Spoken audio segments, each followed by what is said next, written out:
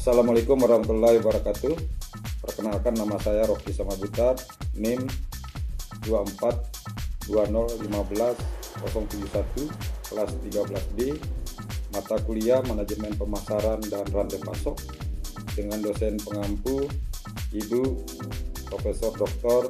Sri Rahayu SPDME, program studi Manajemen Inovasi Sekolah Pasca Sarjana Universitas Teknologi Sumbawa.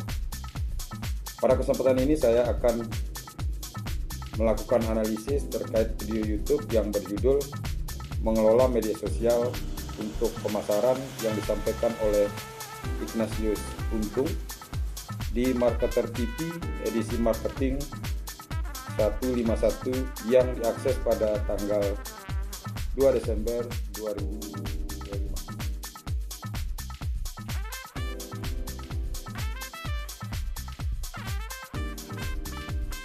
Adapun ide utama dalam video ini adalah yang pertama, media sosial bisa menjadi alat alternatif untuk memperluas exposure dan menambah jumlah pengikut. Dan yang kedua, untuk pasar Indonesia, menggunakan konten dengan pendekatan humor bisa sangat tepat karena masyarakat cenderung responsif terhadap humor. Dan yang ketiga, dengan konten yang tepat dan konsisten di media sosial, brand atau bisnis dapat membangun interaksi yang lebih baik dan memperkuat kehadiran digital.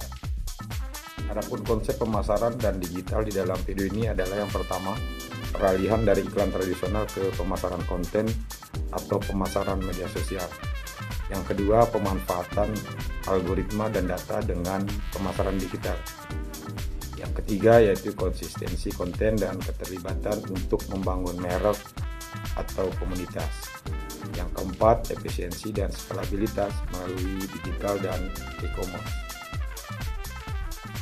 Berikut ini beberapa nilai strategis yang dapat diidentifikasi antara pemasaran dan rantai pasok berdasarkan ide dari video Mengelola Media Sosial untuk Pemasaran dengan edisi marketing 151 sebagai literatur terkait integrasi antara pemasaran digital dengan rantai pasok. Terdiri dari nilai strategis di bidang pemasaran dan digitalisasi, yaitu jangkauan lebih luas dan target lebih spesifik. Yang kedua, relasi dan loyalitas pelanggan atau komunitas. Yang ketiga, biaya pemasaran relatif rendah dan efisien, serta yang terakhir, responsivitas dan kesalahan terhadap tren dan permintaan pasar. Sedangkan untuk nilai strategis bagi rantai pasoknya, yaitu query dan perencanaan produksi lebih akurat melalui data konsumen. Yang kedua, responsivitas dan kecepatan layanan lebih tinggi. Yang ketiga, efisiensi operasional dan koordinasi antar departemen atau lembaga atau bagian terkait. Dan yang terakhir, keunggulan kompetitif dan adaptasi pasar. Kesimpulan mengapa nilai strategis ini penting?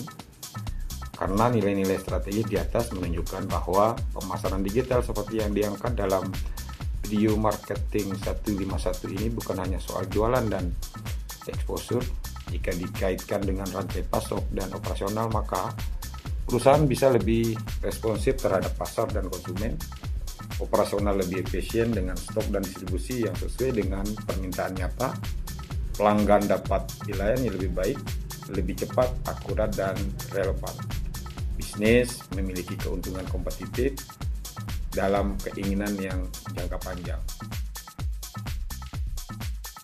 Selanjutnya, terhadap bagaimana konsep video ini bisa diterapkan di dalam konteks lokal, UMKM atau daerah atau perusahaan di Indonesia. Di Indonesia, seperti yang kita ketahui, banyak UMKM yang memang membutuhkan saluran pemasaran dengan biaya efisien. Nah, seperti dibahas dalam video ini, pemasaran melalui media sosial atau digital bisa menjadi solusi dalam pelaksanaan pemasaran dan rantai pasok. Bagi UMKM yang berada di daerah kecil yang mungkin tidak punya banyak modal untuk iklan besar atau pembangunan toko fisik yang mewah, media sosial dan e-commerce bisa membantu mereka menjangkau konsumen lebih luas tanpa harus mempunyai toko fisik yang mahal dan mengurangi hambatan geografis serta biaya overhead. Mengapa hal ini menarik bagi saya, serta apa relevansinya dengan bidang penelitian atau karir? Yang pertama, meneliti efektivitas pemasaran digital untuk UMKM yang ada di Indonesia. Yang kedua, mengeksplorasi tantangan dan peluang digitalisasi di daerah atau di daerah pedesaan. Yang ketiga, mau menjelaskan model integrasi pemasaran dengan operasional serta dengan rantai pasoknya. Yang keempat, mengevaluasi peran media sosial dalam membangun identitas merek lokal atau produk dari UMKM. Serta yang terakhir, dalam karir praktisnya membantu UMKM lokal dalam hal penerapan strategi pemasaran digital operasional yang efisien yang berkontribusi pada pemberdayaan ekonomi. Bagi saya pribadi, ini memunculkan motivasi untuk melihat bahwa pemasaran digital bukan hanya soal jualan saja, tetapi bisa menjadi alat untuk memberdayakan usaha kecil, mengangkat produk lokal, dan meningkatkan kesejahteraan masyarakat selama strategi dan implementasinya.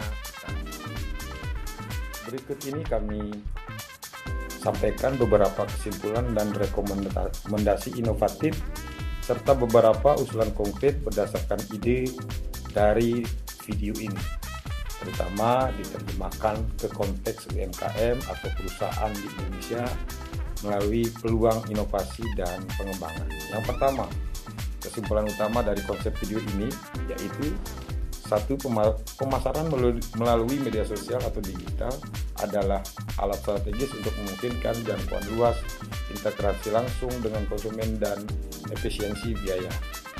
Yang kedua, untuk bisnis kecil atau menengah UMKM, pemasaran digital membuka peluang besar agar produk atau merek lokal bisa dikenal lebih luas tanpa bergantung dengan toko fisik atau anggaran iklan besar. Namun, agar efektif, pemasaran digital harus dilakukan oleh konsistensi konten manajemen digital. Yang berikutnya, pemasaran digital yang berhasil juga sebaiknya diintegrasikan dengan operasional, rantai pasok, distribusi, dan logistik, agar bisnis dapat memenuhi permintaan yang dihasilkan. Dan yang terakhir, transformasi digital bukan hanya soal pemasaran, tetapi bagian dari inovasi bisnis. Rekomendasi inovatif atau usulan konkret yang dapat disampaikan baik untuk UMKM, pelaku usaha maupun pemangku kebijakan agar konsep dari video ini bisa diterapkan secara nyata dan maksimal.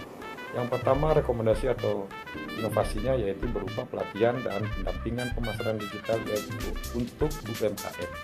Yang kedua, mendorong kolaborasi dan kemitraan misalnya dengan mikro influencer komunitas lokal. Yang ketiga, integrasi pemasaran digital dengan manajemen rantai pasok dan logistik sederhana. Dan yang keempat, pengemasan produk dan branding yang sesuai dengan standar lokal dan preferensi konsumen. Serta yang kelima, pemanfaatan data dan feedback konsumen untuk media sosial untuk perbaikan produk dan layanan. Yang selanjutnya yaitu digital branding ya, untuk memasukkan ke pasar dan e-commerce. Serta yang terakhir yaitu kita akan fokus pada edukasi dan literasi digital di daerah baik itu perkotaan maupun di pedesaan.